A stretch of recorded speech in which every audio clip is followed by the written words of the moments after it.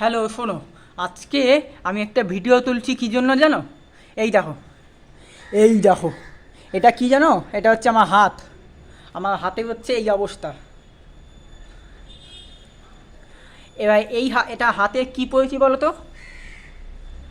হাতে আমি এটা পরেছি হচ্ছে আমার বক্সিং গ্লাভস, বুঝলে?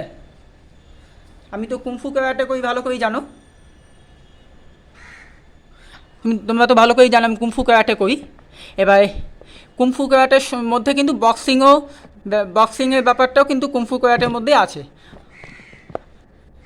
কুংফুর মধ্যে সব কিছুই আছে, ক্যারাটেও আছে, কুংফু আছে, বক্সিংও আছে, সবই আছে। ওই জন্য কুংফুটাকে আমি বেশি প্রেফারেন্স দিই। এবার এইটা দিয়ে ওখানে যে একটা উফারের বাক্স দেখতে পাচ্ছ, ওটা আসলে ভাঙা একটা পুরনো একটা ভাঙা উফারের বাক্স। ওইটার মধ্যে আমি ঘুষি মারবো, মানে বক্সিং করবো ওটার মধ্যে। ওটা কি জানো? ওটা হচ্ছে শক্ত কাঠের ওটা। তাহলে বুঝতে পারছো কতখানি শক্ত। ওই জন্য এটা পরে নিতে হয়েছে, নাহলে পারতাম না, নাহলে অসুবিধা হতো, আঙুলগুলো নষ্ট হয়ে যেত।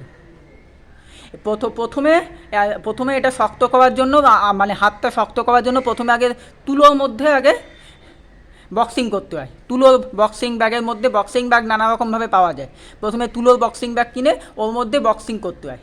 তারপরে আস্তে আস্তে হাত পাকা হলে তখন আস্তে আস্তে তারপর ওটাকে রেখে দিয়ে আবার স্যান্ডে বালি ভর্তি বক্সিং ব্যাগ কিনে ওই বালি বস্তার মধ্যে এরকম চালাতে হয়। তারপরে হচ্ছে ওটাতে শক্ত হলে তারপর হচ্ছে আমার নুই পাথরগুলো হয় না, পিচের যে রাস্তা বানানোর জন্য যে পাথরগুলো, ওই পাথর ভরা বস্তার মধ্যে চালাতে হয় হাত। তারপরে এরকম করতে করতে, প্র্যাকটিস করতে করতে তখন আমি ভালো পারবো। এইটা আমি ওই জন্য পরে নিয়েছি। আমি স্যান্ডের মধ্যে আমি চালিয়েছিলাম হাত, বস্তার মধ্যে আমি বালিভর্তি বস্তার মধ্যে আমি হাত চালিয়েছিলাম ঠিকই। এবার এখন আমি তারপরে বাড়িতে এটা পরীক্ষা করে দেখেছি, আমি পাচ্ছি এটা খুব জোরে আমি ফেলতে পারছি এটাকে বক্সিং করে। এখন আমি পরের ভিডিওতে বক্সিংও দেখাবো এবং কয়েকটা নতুন স্টাইলও দেখাবো। 2-3টে ভিডিও বানাবো, এখন বানিয়ে দেখাবো। এটা হচ্ছে প্রথম ভিডিও।